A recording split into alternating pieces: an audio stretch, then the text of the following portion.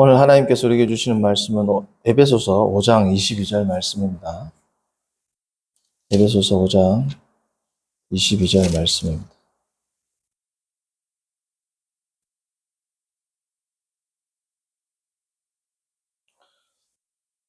에베소서 5장 22절 함께 합독합니다. 아내들이여 자기 남편에게 복종하기를 주께 하듯 하라. 아멘. 오늘 말씀의 제목은 그리스도 안에서입니다. 그리스도 안에서.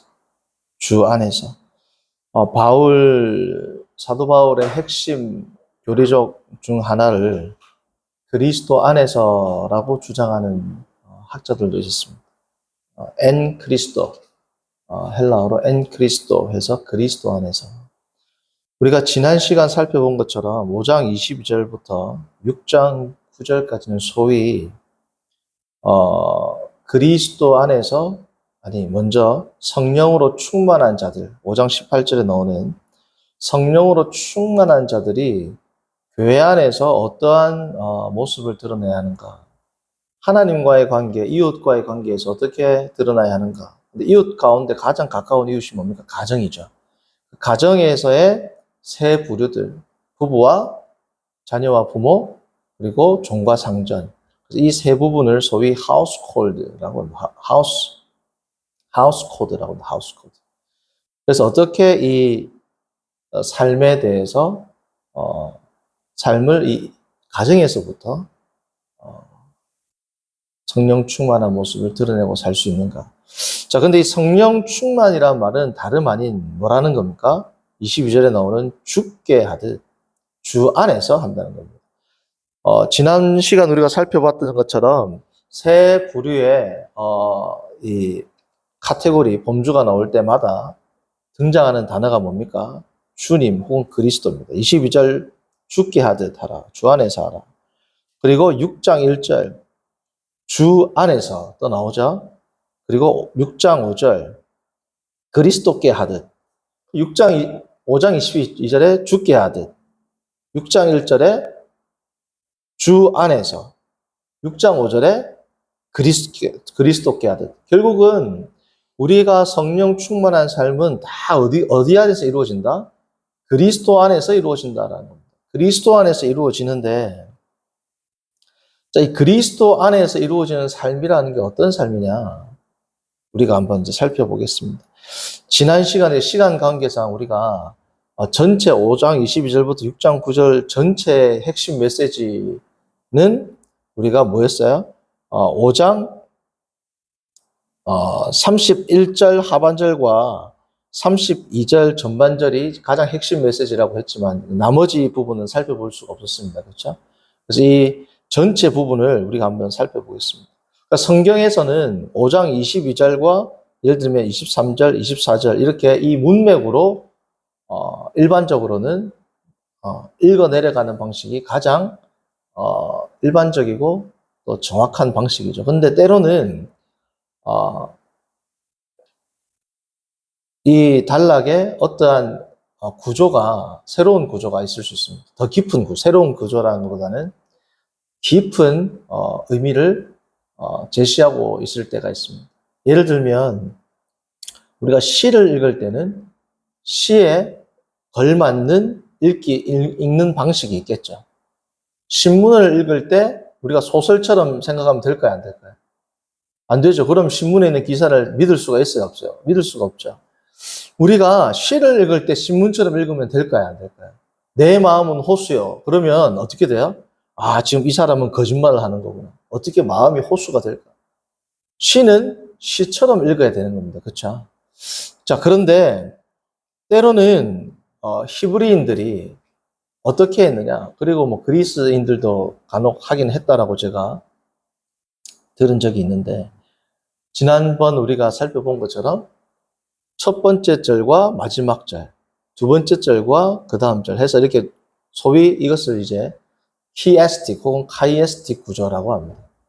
그래서 이렇게 해가지고 가장 핵심 메시지를 가운데 놓고, 그래서 첫 번째 절과 마지막 절이 말이 통하도록, 의미가 통하도록 그렇게 이제 제시하고 있으면 전체적인 그 메시지를 이렇게 볼 때 더 풍요롭게 읽을 수 있습니다. 순차적으로 읽을 때에도 우리가 의미를 파악하지만 전체 메시지를 파악할 때는 어떻게? 모든 문장이 그런 건 아니지만 때로는 그러한 흔적들, 그러한 단서들을 이제 성경 기자나 당시에 문학 작품을 쓰는 사람들이 당시에 그들이 쓰는 언어, 히브리어나 헬라어에 뭐라고요? 그러한 단서를 남겨두었기 때문에 그 단서를 따라서 읽어가면 우리가 큰 유익이 있다. 하나님의 뜻을 발견하는 데 큰 유익이 있다. 자, 우리가 한번 보겠습니다. 자, 5장 22절과 그리고 하나 염두에 둘 것은 원래는 절 구분이 없었다 그랬죠. 그래서 저는 어떻게 이것을 나누느냐? 문장, 주어와 동사가 있는 것을 한 문장으로 해서 절로 나누는 게 아니라 한 절씩 해서 이제 의미를 파악을 해보았습니다. 자, 우리 한번 같이 보겠습니다. 자, 22절 봅니다. 아내들이여 각자의 남편들에게 죽게 하듯 이렇게 끝났습니다. 원래는 그렇죠? 자, 죽게 하듯 하는 건데 그러면 아내가 남편보다 훨씬 열등한 존재인가? 라는 반감을 가질 수 있겠잖아요. 남편이 주님이란 말인가? 라는 반문을 우리가 반문과 그리고 반감을 가질 수 있겠죠. 6장 9절 마지막 부분. 6장 9절은 총 3부분으로 쪼개지거든요. 이 동사가. 그래서 6장 9절 마지막 부분에 어떻게 되어 있냐면 마지막 부분 봅니다. 그에게는 사람을 외모로 취하심이 뭐라고요? 없다. 자, 아내들이여 남편에게 죽게 하듯 하는 거지만 하나님께서는 외모로 사람을 취한다, 취하지 않는다? 아내나 남편이 하나님에게는 다 뭐야? 동등한 존재라는 거예요. 동등한 존재이지만 이 사회적인 질서 안에 하나님께서 그러한 관계를 가지도록 명하셨지 남자가 여자보다 혹은 남편이 아내보다 조금 더 월등하거나 탁월한 것이 뭐라고요? 아니다. 존재론적인 차이는 없다. 뭐의 차이가 있다? 펑션, 기능의 차이가 있다. 기능. 자, 두 번째 봅니다. 23절은 두 부분으로 나누죠. 23절 전반절을 봅니다.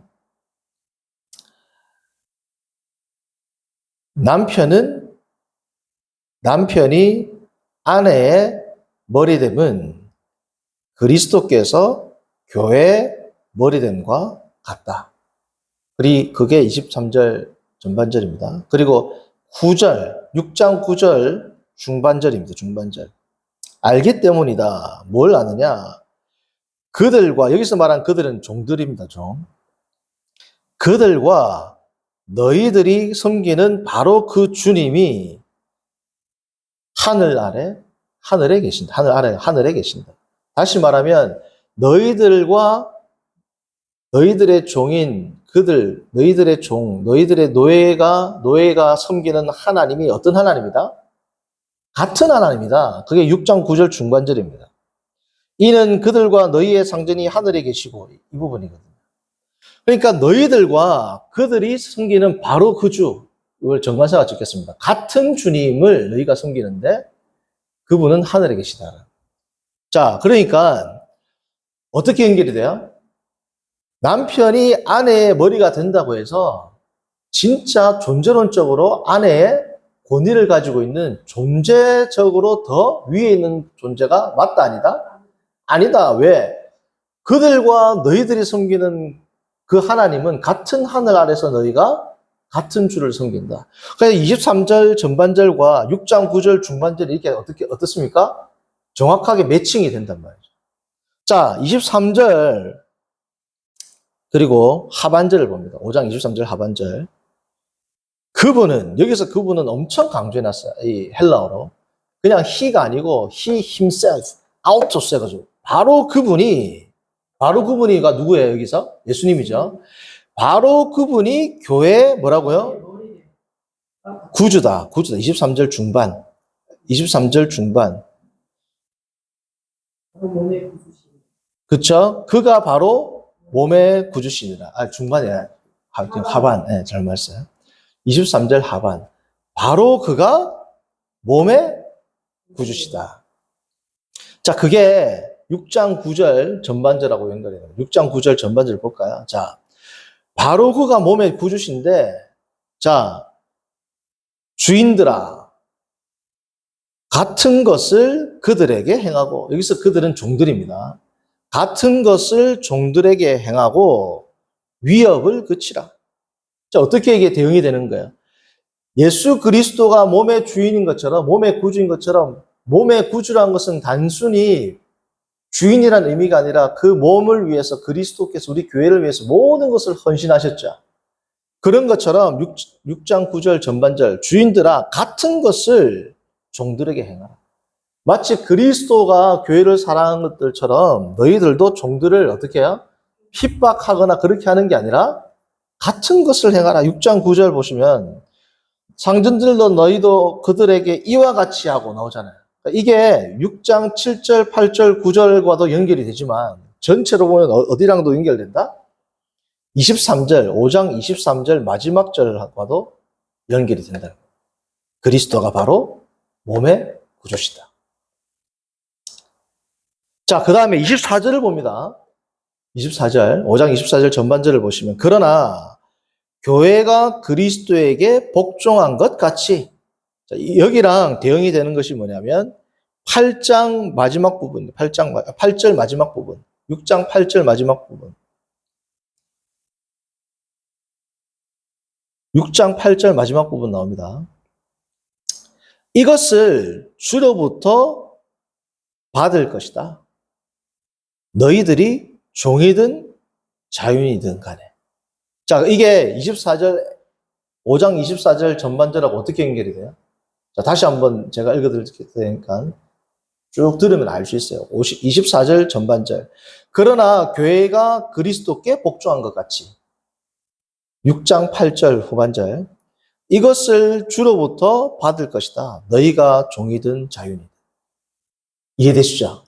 그러니까 주께 복종을 하면 너희들이 지금 5장 22절부터 6장 9절까지 종이든 자유자든 누구든 하나님께서 각자에게 말씀을 주셨는데 그 하나님께 복종을 하는 자는 동일한 것을 뭐라고요? 받는다. 종이든 주인이든 아내든 남편이든 아들이든 아버지든 그 복종에 상응하는 동일한 것을 뭐예요? 받는 것이다. 지금 이걸 보면 전체적으로 보면 주 안에서가 강조되었고 뭐가 지금 강조가 됩니까? 같은 동일한 동등하다는 게 엄청 강조가 돼 있어요. 이렇게 읽으면 남편이 마치 훨씬 상위의 존재고 종보다 주인이 상위의 존재고 아들보다 아버지가 상위의 존재인 것처럼 그려지지만 실상은 뭐다? 이렇게 구조를 분석하면 동등한 존재라는 것을 엄청 강조를 하고 있습니다. 이것은 뭐다? 하나님의 창조 섭리 안에서 질서 안에서 뭐예요? 펑션, 기능의 차이지 존재론적 우월감을 드러내는 구절이 아니다라는 것을 우리가 읽으면 읽을수록 어때요? 알고 깨닫게 되는 거죠. 자, 24절 하반절을 봅니다. 이와 같이 아내들은 범사의 남편들에게, 이것도 동사가 없어요. 우리가 지난주 살펴봤지만 22절하고 24절에 남편에게 복종하라고 할 때는 복종하다라는 동사가 있다 없다? 없어요. 그래서 24절도 보시면 24절 하반절을 보시면 이와 같이 아내들도 범사의 남편들에게 하라. 자, 이거랑 대응이 되는 게 6장 8절 전반절입니다. 6장 8절 전반절. 어떻게 대응이 되느냐? 알기 때문이다. 뭘 아느냐? 각자가 만일 선한 일을 행한다면 8장 전반절입니다. 이는 각 사람이 무슨 일을 행하든지 알미니라 이렇게 되어 있거든요. 원래 헬라어로는. 자, 각 사람이 무슨 선한 일을 행하든지, 여기서 무슨 선한 일을 행하든지 해서 이 무슨 일이라는 것은 선한 일을, 어떤 선한 일을 행하든지 이 뜻이거든요. 그렇죠? 자, 그러면 여기서 나오는 어떤 선한 일, 이 선한 일, 모든 선한 일이 뭐라는 겁니까? 5장 24절 하반절에 나오는 아내들이 범사의 남편에게 하는 겁니다. 그러니까 5장 20절부터 쭉 읽으면 24절이 범사의 남편에게 복종하라가 되죠. 왜냐하면 23절에 보면 이는 남편이 아내의 머리됨이 그리스도께서 교회의 머리됨 같으니 그가 바로 몸의 구주시니라. 그러므로 교회가 그리스도에게 복종하듯 이렇게 되어 있거든요. 원래 헬라어로는. 그리스도에게 복종하듯 아내들도 범사에 자기 남편에게라고 하면 뭘 하는 겁니까? 복종하는 거죠. 이 문맥으로 보면. 근데 전체 문맥으로 보면 이 복종하는 게 결국은 뭐라는 겁니까? 선이라는 거, 선. 어디 나온다고요? 6장 8절 전반절. 이는 각 사람이 뭐라고요? 무슨 선을 행하는지. 그러니까 아내가 남편에게 범사에 순종하는 것이 하나님 앞에서는 이게 뭐다? 선이라는 거죠. 25절 전반절 봅니다. 25절. 남편들이요. 자, 남편들은 자, 어떻게 뭐하고 대응이 되는지 참 놀라운 의미가 있어요. 25절 전반절. 남편들이요. 아내를 뭐라고요? 사랑하라. 이게 6장 7절 전체하고 짝을 이룹니다. 6장 7절 뭐예요? 기쁜 마음으로 섬기기를 죽게 하듯 하고 뭐라고요? 사람에게 하듯 하지 말라. 다시 말하면 아내들을 사랑하는 것을 어떻게 알아? 주님을 죽게 하듯이 사람에게 사랑하는 정도가 아니고 죽게 하듯 하라는 겁니다. 죽게 하듯. 남편들도. 그러니까 이렇게 순차적으로 읽으면 아내들만 남편들에게 죽게 하듯 하라고 보일 수 있지만 남편들도 아내들에게 어떻게 하는 겁니까? 죽게 하듯 하는 겁니다. 물론 복종은 아니지만. 모양은 아내는 남편에게 복종으로 드러나고 남편은 아내에게 사랑으로 드러나지만 뭐 하듯? 죽게 하듯 하는 건 같단 말이에요. 주님을 사랑하는 것처럼 사랑하라. 5장 순차적으로 읽으면 어떻게 해요? 주님이 교회를 사랑하는 것처럼 아내를 사랑하라. 이렇게 나오죠? 전체 구조로 보면 또 어떻게 사랑하는 거야? 주님이 교회를 사랑하듯 사랑하는 것뿐 아니라 우리가 주님을 사랑하듯 어떻게? 아내를 사랑하라. 아주 어떻습니까? 다면적으로, 다차원적으로 표현을 하는 겁니다. 순차적으로 읽을 때는 주님이 교회를 사랑한 것처럼 아내를 사랑하라. 전체 구조를 보면 어떻게 사랑하라? 내가, 너가, 너희가, 남편들이 주님을 사랑하는 것처럼 아내를 어떻게 해라? 사랑하라. 이것보다 더 아름다운 부부 관계에 대한 메시지가 어디 있겠어요? 이렇게 쭉 시간 관계상 이걸 다 볼 수는 없지만, 이렇게 해가지고 핵심 구절이 어디서 끝난다?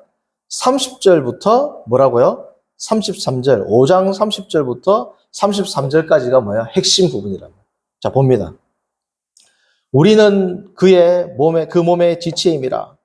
그러므로 사람이 부모를 떠나 그의 아내와 합하여 그 둘이 한 육체가 될지니 이 비밀이 크도다. 나는 그리스도와 교회에 대하여 말하노라. 그러나 너희도 각각 자기의 아내 사랑하기를 자신같이 하고 아내도 자기 남편을 뭐라고요? 존경하라.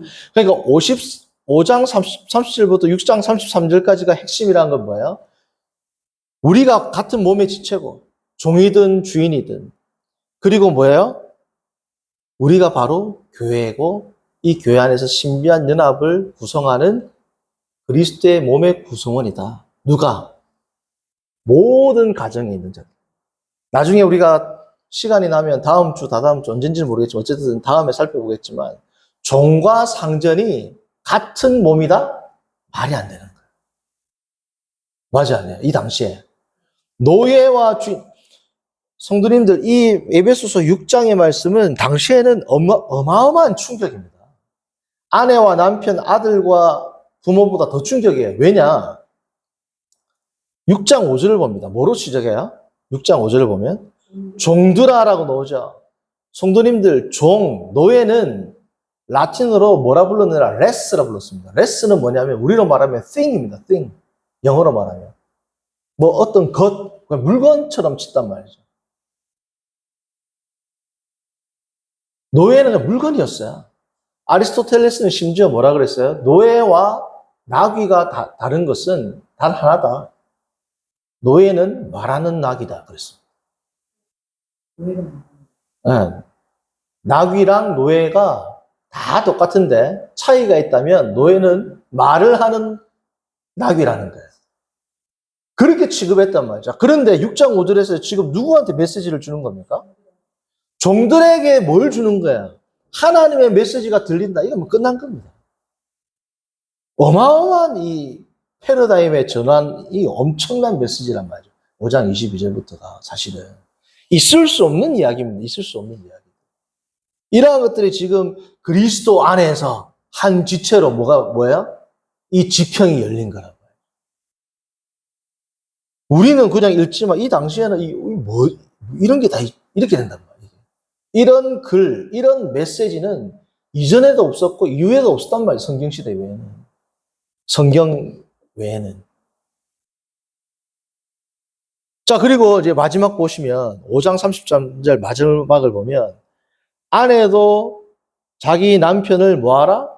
존경하라. 5장 33절 나오죠. 마지막 에베소서.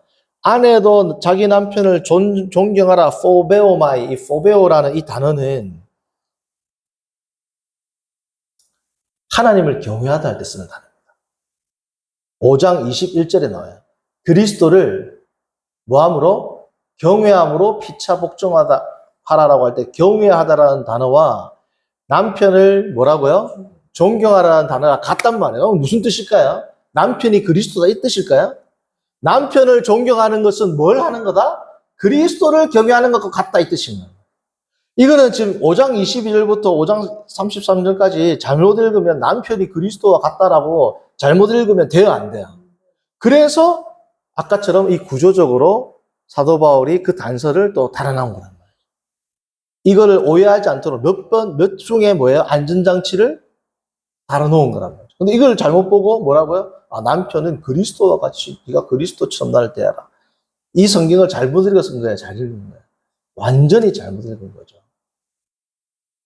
자, 그래서 성도님들 오늘 살펴볼 것은 5장 33절 아내도 자기 남편을 존경하라는 단어와 그리스도를 경외한다는 단어가 같은 단어다. 첫 번째. 두 번째는 자 뭐냐 하면 23절과 24절입니다.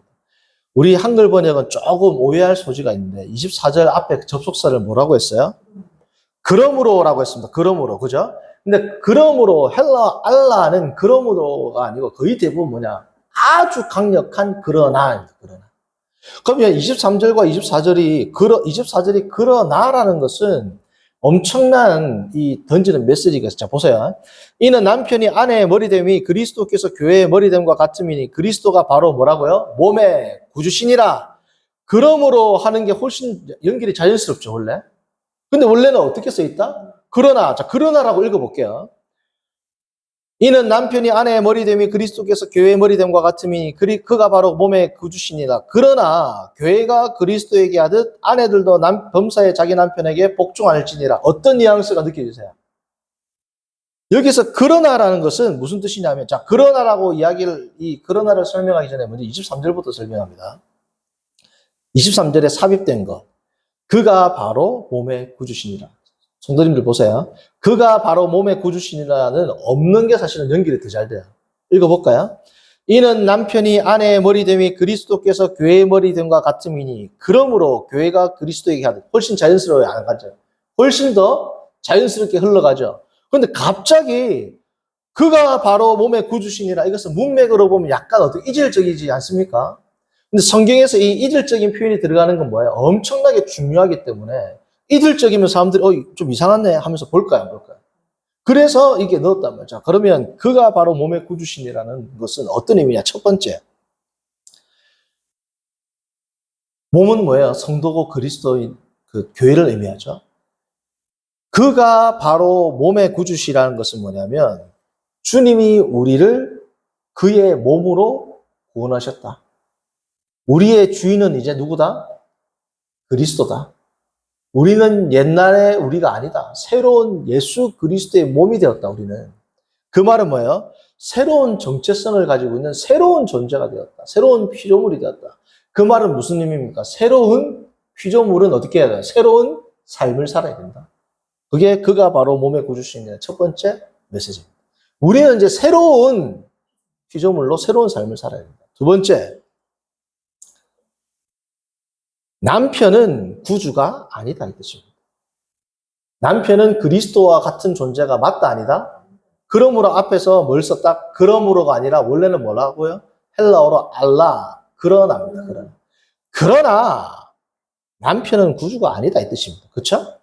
그래서 그러나 교회가 그리스도에게 하듯 범사에 자기 남편에게 복종할지라. 이것은 뭐예요? 원래는 복종할지라도 없죠. 없다고 했죠, 제가 원래. 이 동사가. 그래서 원래 원어상으로 번역을 하자면 이렇습니다. 그러나 교회가 그리스도께 복종하듯 이와 같이 아내들은 범사에 그들의 남편에게. 이 뜻이죠. 근데 앞에 뭐가 있다? 그러나가 강조되어 있죠. 자, 다시 한번 읽어드립니다. 그러나의 강조를 두고 한번 다시 들어보세요. 그러나 교회가 그리스도께 복종하듯 아내들은 범사에 그들의 남편에게. 이 말은 뭐예요? 교회가 그리스도께 복종하는 것처럼 남편에게 해라는 거죠. 그 말은 지난주에 살펴봤지만 남편에게 복종하는 것보다 더 큰 범위는 뭐다? 교회가 그리스도께 하는 복종, 다시 말하면 내가 그리스도께 드리는 복종, 다시 말하면 조금 전에 말했던 새로운 피조물로서 그리스도의 종으로서의 삶이 더 뭐예요? 우선시 된다는 거예요. 남편의 명령도 듣지 말아야 되고 듣지 않아야 되고 듣지 않을 수 있는 명령이 얼마든지 뭐예요? 많다는 그것을 의미하기 위해서 앞에 24절에 뭘 썼다? 그러나를 썼다. 그러나는 뭐다? 남편은 구주가 아니다 이 뜻입니다. 너희의 구주는 있다. 누구다? 그리스도다. 이 말은 왜 중요하냐? 당시에는 우리가 다음 주 살펴보겠지만 당시에 AD 1세기에 일반적으로 남편의 권위는 어마어마했습니다. 거의 뭐 구주하고 똑같았어요. 그래서 우리가 보면 남편을 뭐라고 부르게 됐어요? 아내가 큐리오스라고 부르게 됐단 말이에요. 큐리오스는 뭐예요? 주여 이 뜻입니다. 주님이라고 부르는 경우도 있었어요, 남편에게. 그러나 남편들이요, 너희들은 큐리오스가 맞다 아니다? 아니다라는 거예요. 그래서 앞에 뭘 쓴 거예요? 그러나. 당시의 남자들에게는 이것도 뭐예요? 큰 충격입니다. 난 아무것도 아니네. 그걸 알려주면 그게 뭐예요? 세 번째 의미란 말이에요. 첫 번째, 그리스도가 몸의 구주시니라의 첫 번째 의미는 우리는 새로운 피조물이다. 두 번째는 뭐예요? 그러나와 연관되면 뭐예요? 남편은 그리스도와 같은 존재가 아니다. 세 번째, 그러므로 뭐예요? 그가 바로 몸의 구주시니라. 이 말은 뭐예요? 23절부터 나오는, 25절부터 나오는 남편들에게 주는 메시지의 복선입니다. 그리스도가 교회를 사랑한 것처럼 아내를 사랑했죠. 그리스도가 몸에 구주셨죠. 그렇게 사랑하라는 거. 부담돼요, 안 돼요? 세상에 이렇게 사랑할 수 있는 남편이 어디 있겠어요?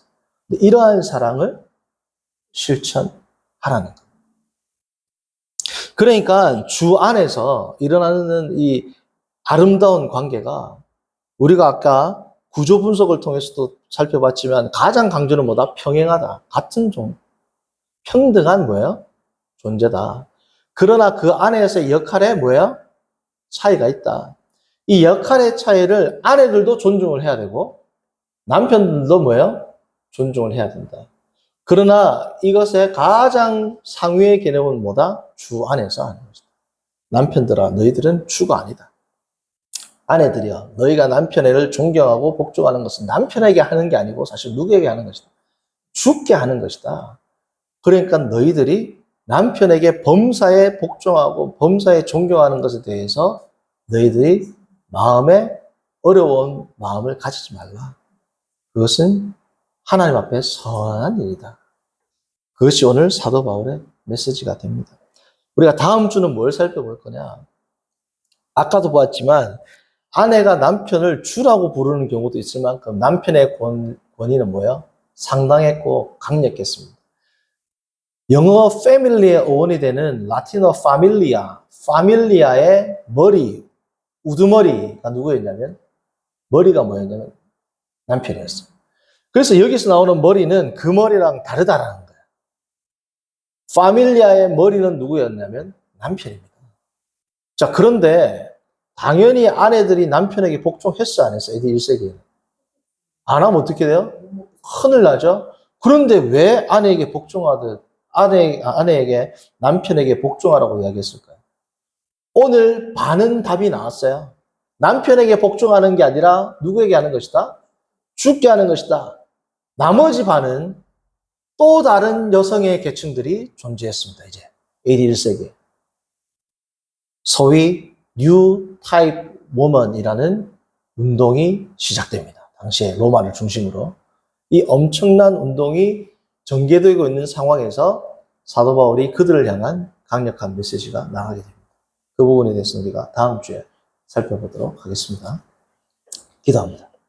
선하신 하나님 아버지, 오늘 우리가 엔 그리스도 주 안에서의 삶이 각자의 역할에 따라서 어떻게 드러나는지를 살피게 하심을 감사합니다. 오늘 특별히 아내와 남편에 대해서 마지막으로 다시 한번 살펴보았는데, 아내와 남편은 존재론적인 어떤 차이도 없으나 주께서 창조의 섭리 가운데 기능의 차이를 두신 것으로 알고 서로가 서로를 사랑하고 서로가 서로를 존경하고 순종하고 하는 모든 이 일련의 과정들 속에서 주께 하듯 함으로 주님께 영광 돌리는 아름다운 가정 되게 하시고, 교회의 생활, 거룩한 생활을 하는 동시에 가정에서부터 주의 말씀에 순종하는 거룩한 가정교회들이 세워지도록 인도하여 주옵소서.